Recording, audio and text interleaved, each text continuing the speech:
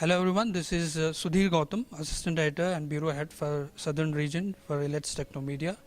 Today we are at the third Healthcare Innovation Summit in Bangalore, and we have a special guest with us, a senior bureaucrat who has held the position in the field of the health department and have done extensive work in health as well as many other departments. Now she's with the education department with the government of the planning department with government of Karnataka.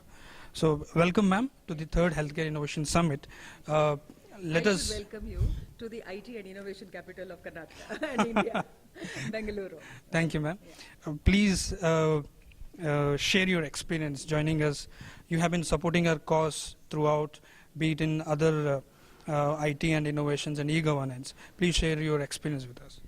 I have a very pleasant experience with the inputs and the support that elets has been extending to the Department of Health in different states. And I remember during my tenure as Health Secretary, the conference was held here with several participants across the country to share their best practices. Well, today's Innovation Summit, I think it's the need of the hour, particularly if you remember, if you try to see the context of SDG 3, where we are looking at the healthy lives and well-being of all. I'm sure innovation is the need of the hour, in the sense we are having these perpetual problems of whether it is maternal mortality or child mortality or malnutrition and so on. And also, you know, the paucity of government doctors particularly being available, or the ratio of doctors to patients and so on. So we need to find one, IT solution, two, innovations. How to reduce the cost, how to increase the access, how to improve the quality.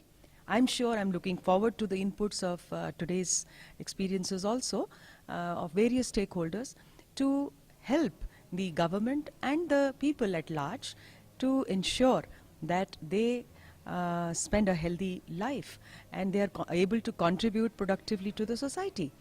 I'm now in charge of planning department, and I find very interesting study when we do the economic census.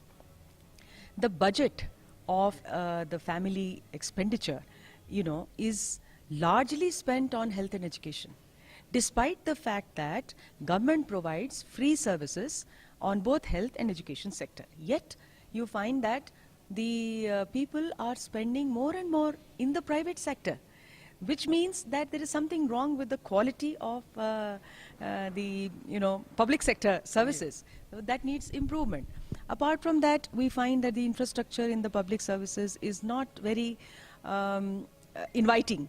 So that's how they go to, whether it is schools or health. People go to private sector and try to address their problems there.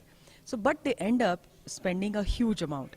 If that money was saved, it could have led to a better quality of life, better living standard for those people of our country, and then our poverty levels would have certainly gone up, gone down. So more people would have come above the poverty line. So I'm really looking at the solutions, innovative solutions to health issues particularly through your very nice platform. Thanks ma'am. Ma'am, you have done a lot of work. Previously you have held positions and you have also done PhD in rural development.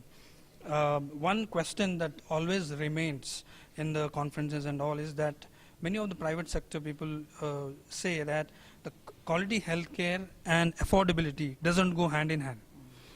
So we have done a lot of work in planning. You are in planning now. How is it this can come together? I am not subscribing to this view. You see, quality comes when you are passionate about it, when you are committed to it. So in the same money, I have found that, for example, in health department, some PHC doctors or some district surgeons would run excellent services in their own government premises, whereas the others will not. So it all depended upon the dedication that our doctors or any administrator for that matter shows in terms of providing the services to the people with quality. Same happens to education also. So infrastructure, of course, you see, I would say that the infrastructure in public sector is the maximum.